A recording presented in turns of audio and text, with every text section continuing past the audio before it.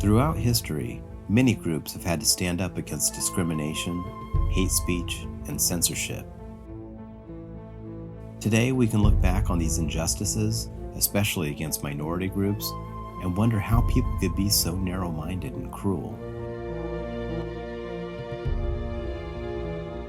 We have come so far in the United States, and yet we are still experiencing some of these adversities today. Parents and individuals who have witnessed vaccine injury firsthand, as well as those who support medical choice, are now the targets of incomprehensible behavior. The mainstream media is pushing a hateful narrative to the public that includes labeling this group incorrectly with the derogatory term anti-vaxxers. There are these terrible people in the world called anti-vaxxers, and they want babies to die.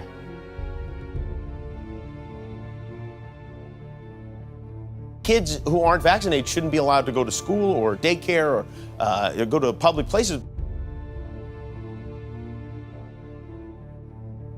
You, Dan Burton, are a donkey f***er. Idiots. You moron. When they vaccinated Bartholomew here, I saw the light leave his little eyes. As a result of the media's dehumanizing rhetoric, the general public has followed their example. Let's talk about those suckers, the anti-vaxxers. F*** you! F*** you!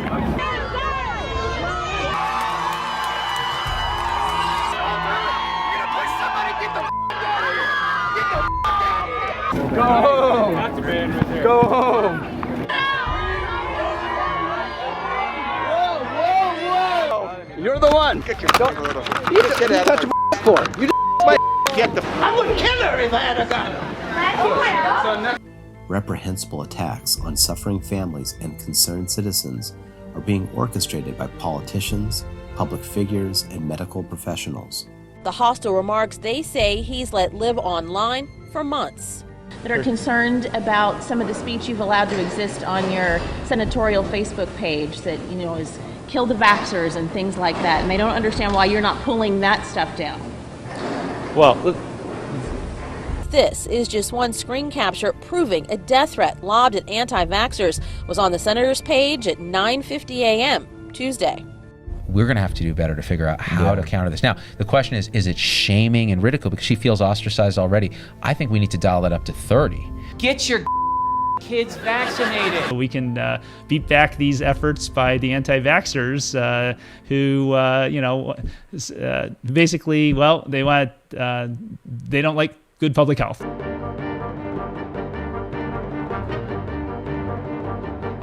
Get the fuck out of here. For anti-vaxxers, if we all collectively shame the living crap out of them,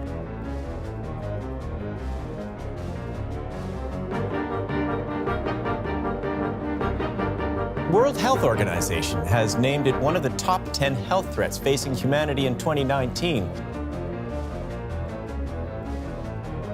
Social media platforms, news agencies, and corporations are now utilizing censorship to prevent civil and necessary discourse and effectively silencing all criticisms or concerns with the vaccine program. This anti-vaccine media empire needs to be dismantled. Dismantled.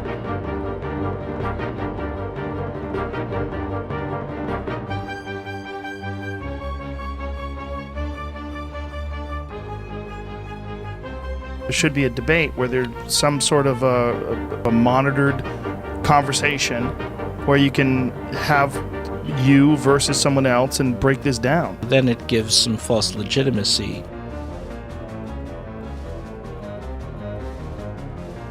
Any vaccine-related documentary has now been ripped off of Amazon. That's happened in just the last few months.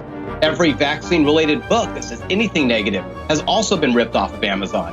YouTube, they're burying everything. Google, which owns YouTube, they are saying they are pulling ads from videos connected to the anti-vaccination movement. Now they will only show you posts from the World Health Organization and other experts. We should never stop silencing them in any way that we can. Now we are seeing the current coronavirus scare being used as an opportunity to amplify the hatred, division, and marginalization towards this group.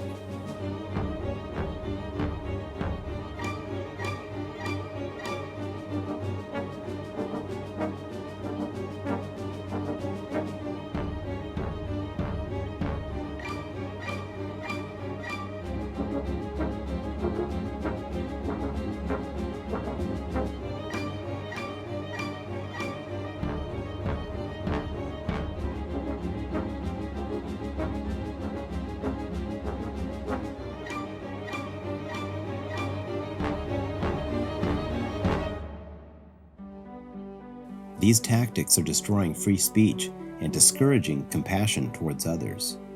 It's time to stop the hate, end the discrimination, cease the censorship.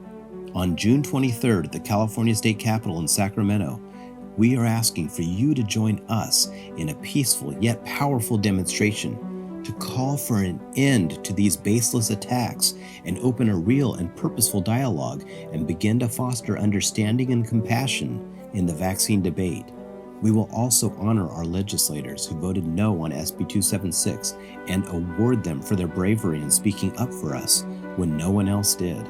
Our medically fragile children are what are at stake. My daughter had, to me, what I felt was a strong reaction to a vaccine. I don't understand why we are delegating the responsibility to oversee these medical reviews to a bureaucratic body.